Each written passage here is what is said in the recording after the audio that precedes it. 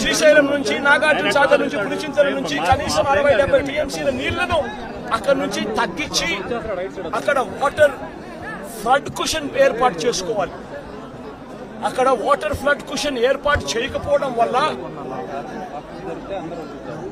కృష్ణానదిలో వరదలు రావడం, ఒకవైపున తుంగభద్ర నుంచి కురిసిన వర్షాల నేపథ్యంలో దాదాపుగా 170 క్యూసెక్ల నీళ్లు తుంగభద్ర నుంచి నీళ్లు రావడం, ఇది కూడా మనకి ఇన్ఫర్మేషన్ ఉంది. సిడబ్ల్యూసీ వాళ్ళు కూడా రిపోర్ట్ చెప్తా ఉన్నారు. ఈ నెల 30వ తారీఖు నుంచి శ్రీశైలంలోని కృష్ణానది ఇంకా భీకరంగా, కర్ణాటక నుంచి మహారాష్ట్ర నుంచి కూడా వర్షాల వల్ల భీకరంగా నీళ్లు వస్తాయని చెప్పి శ్రీశైలంలో నీళ్లను తగ్గించి ఉండింటే, తుంగభద్ర నీళ్లు శ్రీశైలంలోను నాగార్జున సాగర్ లోను ఆపికన ఉండగలిగిందంటే ఆ వాటర్ ఫ్లడ్ కుషన్ ఏర్పరచుకోవడం వల్ల దాదాపుగా సబ్స్టాన్షియల్ గా నీటిని అక్కడే మనం కట్టడి చేసి ఉండొచ్చు. అది కాక కృష్ణానదికి సంబంధించి తెలంగాణ నుంచి వస్తా ఉన్న నీళ్లు, మూసీ నది నుంచి వస్తా ఉన్న నీళ్లు, ఇవన్నీ కూడా పులిచింతల్లో కూడా ఆల్రెడీ నిండి ఉన్న కెపాసిటీ. అక్కడ కూడా నీళ్లు తగ్గించి ఉండింటే అక్కడ కూడా నీళ్లు ఆపి ఉండే పరిస్థితి. కానీ అవన్నీ ఏమీ చేయకుండా, ఎక్కడా కూడా నీళ్లు తగ్గించకుండా 30వ తారీఖు నుంచి నీళ్లు తగ్గించుకుంటూ వచ్చిందంటే ఒక 8 లక్షలు 9 లక్షలు క్యూసెక్లు అలా పారుతా పోయిండు 30వ తారీఖు నుంచి. అప్పుడు ఈ మాదిరిగా భీకరంగా 11,35,000 క్యూసెక్లు వచ్చే పరిస్థితి ఉండేది కాదు. ఈ మాదిరిగా ఫ్లడ్ ఉండే పరిస్థితి ఉండేది అంతకన్నా కాదు. కానీ రాష్ట్ర ప్రభుత్వం తీవ్రంగా జాప్యం చేసి, ఏకంగా చంద్రబాబు నాయుడు గారు అనే వ్యక్తి తాను ప్రజలను పట్టించుకోవాల్సిన ఆవశ్యకతను పూర్తిగా మర్చిపోయి రెడ్ బుక్ పాలనతో పరిపాలన సాగిస్తూ కక్ష సాధింపుల మీదనే ధ్యాస పెడతా ఉన్నాడు తప్ప గవర్నెన్స్ మీద, ఏం చెయ్యాలి అన్న దాని మీద ధ్యాస లేకనే ఇది మ్యాన్ మేడ్ ఫ్లడ్ కింద ఇంత భీకరంగా తయారైన ఫ్లడ్ ఇది. దీనికి గన 30వ తారీఖు నుంచే పర్ఫెక్ట్ ప్లానింగ్ గన చేసిందంటే, మనకు బుధవారం నాడు అలర్ట్ వచ్చినప్పుడే తుఫాన్ రాబోతా ఉంది అని చెప్పి అలర్ట్ వచ్చినప్పుడే మనం కానీ ప్లానింగ్ చేసి ఉంటే తుంగభద్ర నుంచి వచ్చే నీళ్లు శ్రీశైలం నాగార్జున సాగర్లో ఆగి ఉండేటివి. పులిచింతల్లో మూసీ నది నుంచి వచ్చే నీళ్లు ఆపుకొని ఉండవచ్చు.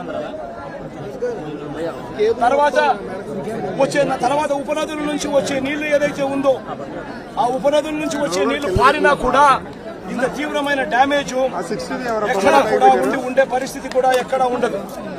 బుడమేరు అనేది బుడమేరు నుంచి వరదలు వస్తా ఉన్నాయని తెలుసు. బుడమేరు నుంచి వస్తా ఉన్న వరదలను కూడా ఇక్కడనే పంపించే కార్యక్రమం చేశారు. శనివారం రాత్రి ఒక అలర్ట్ లేకుండా, ఒక సిగ్నల్ లేకుండా నీళ్లు బుడమేరు నుంచి గేట్లు ఎత్తేశారు. ఎంత దారుణమైన పరిస్థితి అనంటే,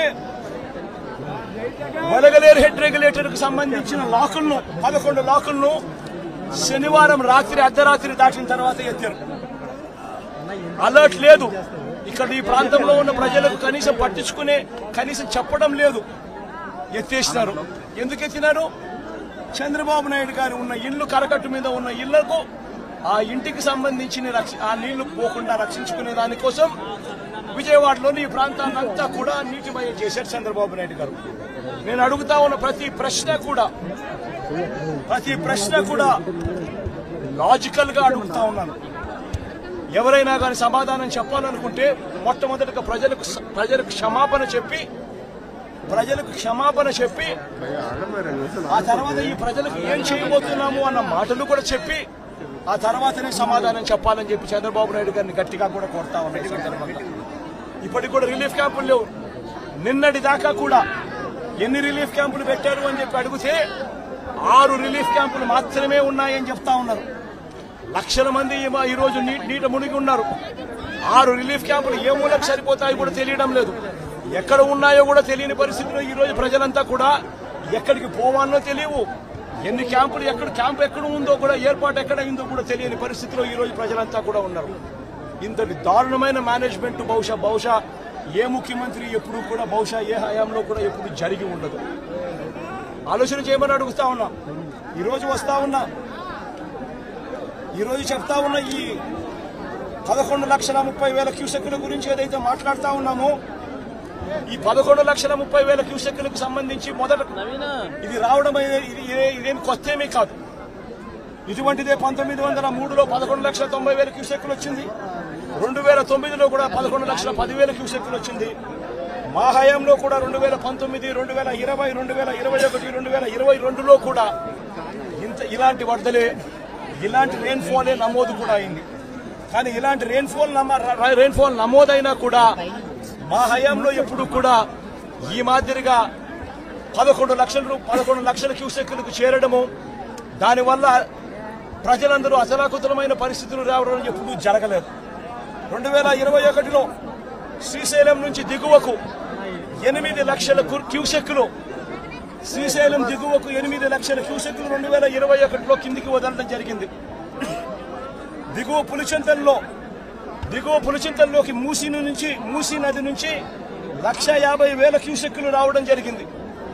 మున్నేరు నుంచి ప్రకాశం బ్యారేజీకి 3,50,000 క్యూసెక్కులు చేరినప్పటికీ కూడా ముందు జాగ్రత్తగా Srisailam reservoir, Nagarjuna Sagar reservoir, Pulichintala reservoir, వీటి అన్నిటిలో కూడా ముందు నుంచే ఫ్లడ్ వస్తా ఉంది అని తెలిసిన నేపథ్యంలో, వాయుగుండంగా మారుతా ఉందన్న నేపథ్యంలో, ముందు ఇన్ఫర్మేషన్ ఉన్న నేపథ్యంలో శ్రీశైలము, పులిచింతల, నాగార్జున సాగర్ డ్యాములను నీళ్లను తగ్గించి అక్కడ ఫ్లడ్ కుషన్ ఏర్పాటు చేయడం వలన డెవాస్టేషన్ రాకుండా కేవలం 8 లక్షలు 9 లక్షల క్యూసెక్కులు మాత్రమే నీళ్లు కిందికి వెళ్ళిపోయేట్టుగా చర్యలు తీసుకోవడం వల్ల ఇటువంటి పరిస్థితులు రాకుండా గతంలో చేయగలిగాము అన్నది కూడా ప్రతి ఒక్కరూ కూడా గమనించమని కోరుతా ఉన్నాం.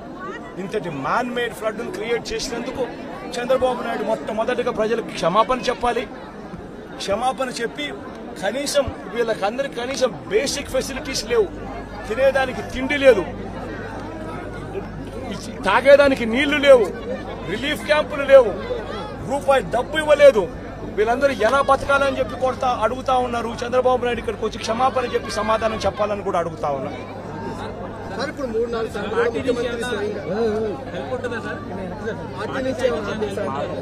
పార్టీ నుంచి మొత్తం అందరూ కూడా క్రియాశీలకంగా పార్టిసిపేట్ చేస్తారు. పార్టీ క్యాడర్ ఇప్పటికీ క్రియాశీలకంగా పార్టిసిపేట్ చేస్తూ ఉంది. సీను దగ్గర నుంచి మా ఎమ్మెల్యేలు కంటెస్ట్ చేసిన వాళ్ళందరూ, కార్పొరేటర్ల స్థాయి నుంచి అందరూ కూడా ఇక్కడే ఇదే నీటిలోనే ఉన్నారు. ఈ రోజు నుంచి కాదు, 2 రోజుల నుంచి కూడా ఇదే కార్యక్రమాలే చేస్తూ ఉన్నారు. ప్రజలకు అందుబాటులో కొద్దో గొప్ప వీళ్ళు చేయగలిగిన కాడికి ఖచ్చితంగా చేస్తూ ఉన్నారు. కానీ ప్రభుత్వం అనేది స్పందించాలి. అది మోస్ట్ ఇంపార్టెంట్. ప్రభుత్వం అనేది పలికితే జగన్ ప్రభుత్వంలో కూడా ప్రభుత్వం ఉండేది. కానీ జగన్ ప్రభుత్వంలో ఏ ఒక్కరూ కూడా ఎప్పుడూ కూడా డిస్సాటిస్ఫైడ్ గా ఎప్పుడూ లేరు. ఎందుకు లేరు అని అంటే కారణం, జగన్ ప్రభుత్వంలో ఒక వాలంటీర్ వ్యవస్థ ఉండేది. జగన్ ప్రభుత్వంలో ఒక సచివాలయ వ్యవస్థ ఉండేది. ఈ వాలంటీర్ల వ్యవస్థ, ఈ సచివాలయాల వ్యవస్థ గ్రామ స్థాయిలో వార్డు స్థాయిలో మమేకమై ఉండేది. వీళ్ళందరూ కూడా వాలంటీర్లందరూ కూడా ఎప్పుడు వరద వచ్చినా, ఎప్పుడు తుఫాన్ వచ్చినా వీళ్ళ సహాయ సహకారాల వల్లే గొప్పగా ఎటువంటి కంప్లైంట్స్ ప్రజల నుంచి రాకుండా సాచురేషన్ పద్ధతిలో ప్రజలకు మంచి చేయగలిగారు. ఏమీ తెలియని నాయకులు కనీసం వీళ్ళ పీరియడ్లో ఆ రోజు ఏదైతే మనం ఈ డ్రైన్, బుడమేరు డ్రైన్ కనీసం బ్రీచ్ అయింది కూడా తెలియదు. బుడమేరుకు గేట్లు ఉన్నాయని మాట్లాడతారు. వీళ్ళు ఎట్లా సీఎంలు అయ్యారో నాకైతే అర్థం కాదు. అది నేరుగా వస్తుంది, దానికి కాలువలో వచ్చి పోతే కృష్ణాకి వెళ్తుంది, అది కూడా తెలిసి ఉండదు. లేకపోతే కొల్లేరుకు పోతుంది. తెలియాలని లేదు, కనీసం తెలుసుకోవాలని ఉండాలి. అది కూడా తెలియకుండా మాట్లాడే పరిస్థితి. ఇంకొక పక్క మా ఇల్లు కాపాడుకోవడానికి బుడమేరుకు నీళ్లు పంపించామంట. ఏం మాట్లాడతారండి? ఎంత అజ్ఞానం, లేకుంటే విచ్చలవిడితనం, ఏది చెప్పినా నమ్మతారని ఏదో ఒకటి వాగితే ఏమీ చేయలేదని. వచ్చింది వర్షాలు నిన్న రాత్రి జరిగింది. తెల్లవారే కొందుకు అందరం పరిగెత్తి ఎక్కడెక్కడుందో అన్ని జిల్లాల్లో కూడా ఫుడ్ పాకెట్స్ తయారు చేసి కొన్ని ఎయిర్ లిఫ్ట్ తీస్తున్నాం, కొన్ని తెప్పిస్తున్నాం. ఇక్కడ హోటలర్స్ అందరికీ చెప్పాను, ఇది మీ బాధ్యత. గవర్నమెంట్ ఈరోజు మేము డిమాండ్ చేస్తున్నాం, కమాండ్ చేస్తున్నాం, ఆదేశాలు ఇస్తున్నాం. ఎవ్వరికి ఎగ్జంప్షన్ లేదు. మీరు ఇన్ని లక్షల పాకెట్లు చేయాలంటే చేయాల్సిందే. మీరు సప్లై చేయమని ఆదేశాలు ఇచ్చాం. ఎందుకు, దేనికోసం? ఇది పబ్లిక్ ఇంట్రెస్ట్. ఇది మా ఇంట్రెస్ట్ కాదు. ఒక పబ్లిక్ ఇంట్రెస్ట్ అయినప్పుడు, ప్రజలు ఇబ్బందుల్లో ఉన్నప్పుడు ప్రభుత్వానికి ఒక విస్తృతమైన అధికారాలు ఉన్నాయి. ఎంతవరకు హ్యూమన్లీ పాసిబులో అన్నీ చేస్తున్నాం. బోర్డ్స్ తెప్పించాం, మనుషులు తెప్పించాం, ఫుడ్ అంతా సప్లై చేయించాం. సెక్రటరియేట్ మొత్తం ఈరోజు మీరు చూస్తే కలెక్టరేట్ని సెక్రటరియేట్గా చేసుకుని చీఫ్ సెక్రటరీ మొదలుకొని చీఫ్ మినిస్టర్ మొదలుకొని ఇక్కడే ఉన్నాం. దాన్ని కూడా వక్రీకరించి మాట్లాడే పరిస్థితికి వస్తున్నారు. వీళ్ళకు బాధ్యత లేదు, నాకు బాధ్యత ఉంది. హరికేన్ తుఫాన్ 96-97 రాజమండ్రి ఆర్డీఓ ఆఫీస్ని సెక్రటరియట్గా చేసుకుని ఆల్ సెక్రటరీస్ని రమ్మని వారంలో మళ్లీ అన్ని పనులు పూర్తి చేసి నార్మల్సీ తెచ్చిన తర్వాతనే హైదరాబాద్కి వెళ్ళాను. ఆ రోజు మొత్తం మీరు చూస్తే 21 సీట్లుంటే 99 ఎలక్షన్లో 20 సీట్లు మేము గెలిచాం. అదే విశాఖపట్నం ఉద్హూద్. నేరుగా నేను విశాఖపట్నం ఉద్హూద్ తుఫాను వచ్చినప్పుడు వచ్చి అక్కడే ఉండి అసాధ్యం అనుకునే దాన్ని ఒక వారంలో సాధ్యం చేశాం. ఎవరు మెషర్ చేసినా ప్రీ హుదూద్, పోస్ట్ హుదూద్ అని విశాఖపట్నాన్ని అభివర్ణించే పరిస్థితికి వచ్చారు. అందుకే లాస్ట్ ఎలక్షన్లో 4 సీట్లు గెలిచాం. ఈసారి అతిపెద్ద మెజారిటీతో గెలిచాం. తిత్లీ అక్కడే ఉన్నాం. ఆ రోజు కూడా సెక్రటరియట్ పండగలున్నా కూడా కాదని అక్కడ ఉన్నాం. 5 ఏళ్లు అంటే ప్రభుత్వం మంత్రి గాని ముఖ్యమంత్రి గాని ఎవరైనా సరే ఒక్కరోజు ఫీల్డ్కి వచ్చారా? ఒక్కరోజు వచ్చాడు ఫీల్డ్కి. అది కూడా రెడ్ కార్పెట్ వేసి పెద్ద ఎత్తున ఫీల్డ్ విజిట్ చేశాడు. మామూలు కార్పెట్ వేసుకొని ఫీల్డ్ విజిట్. ఇప్పుడు పాపం విధిలేని పరిస్థితిలో బురదలో దిగాడు. ఎందుకు దిగకపోతే గతి లేదు కాబట్టి. ఏంటి రాజకీయాలు, చెత్త రాజకీయాలు? ఏం మాట్లాడుతున్నారు మీరు?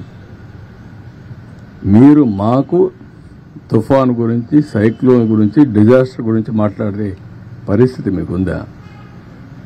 తెలుగుదేశం పార్టీ ఎప్పుడు కూడా ఒక బాధ్యత కలిగిన పార్టీ.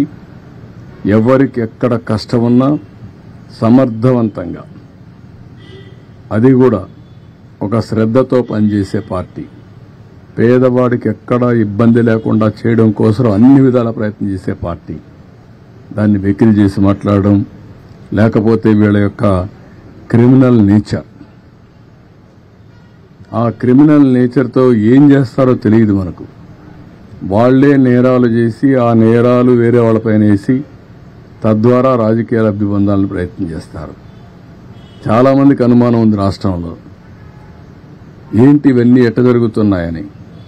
మామూలుగా నా గవర్నమెంట్లో, నేను ఎప్పుడు గవర్నమెంట్లో ఉన్నా రౌడీజం కానీ, ఫ్యాక్షన్ పాలిటిక్స్ కానీ, వైలెన్స్ కానీ, లా అండ్ ఆర్డర్ వైలేషన్స్ కానీ ఎప్పుడు ఉండవు. అలాంటిది ఈ మధ్యకాలంలో అక్కడక్కడ తోక తిప్పే పరిస్థితికి వస్తున్నారు. తోక తిప్పే పరిస్థితికి వస్తున్నారు అంటే కొంతమంది రాజకీయ ముసుగులో పెత్తనం చేయొచ్చు, తప్పించుకోవచ్చు అనుకుంటున్నారు. కానీ రాజకీయ ముసుగులో మీరు తప్పించుకోలేరు. ఇష్ట ప్రకారం చేస్తే ఎవరిని వదిలిపెట్టాం. మొన్నే గుడ్లవల్లేరులో మీరు చూశారు. ఏం మాట్లాడారండి మీరు? మాకు సిన్సియారిటీ ఉంది. అందుకే నేను ఫారెన్సిక్ ఎక్స్పర్ట్స్ అందరినీ తీసుకొచ్చి నేషనల్ లెవెల్లో ఉండే మేధావులతో అందరితో పెట్టి, ఎక్స్పర్ట్స్తో పెట్టి కేసు ఎస్టాబ్లిష్ చేస్తాం. తప్పు చేశారని తెలిస్తే ఎంత పెద్దవాడున్నా వాడిని వదిలిపెట్టాం. దాన్ని ఎస్టాబ్లిష్ చేయడానికి చేస్తే దానిపైన కూడా ఇష్ట ప్రకారం మాట్లాడే పరిస్థితికి వచ్చారు.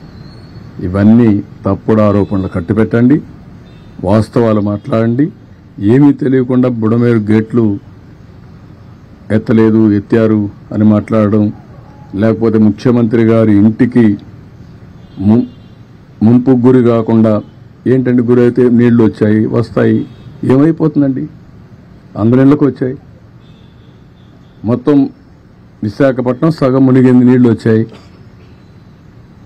నీళ్లు వచ్చినప్పుడు ఏమవుతుంది? అదే మరిగా అమరావతి, ఏదో నీళ్లు వచ్చేసే అమరావతి మునిగిపోయింది, అమరావతి దాని మీద ప్రాపగండా, ఏమీ జరగలేదు అక్కడ. ఇలాంటి తప్పుడు ప్రచారం చేసి తప్పుడు ఇది చేసి ఏదో రాజకీయ లబ్ధి పొందాలనుకుంటున్నారు. ఇది కరెక్ట్ కాదు.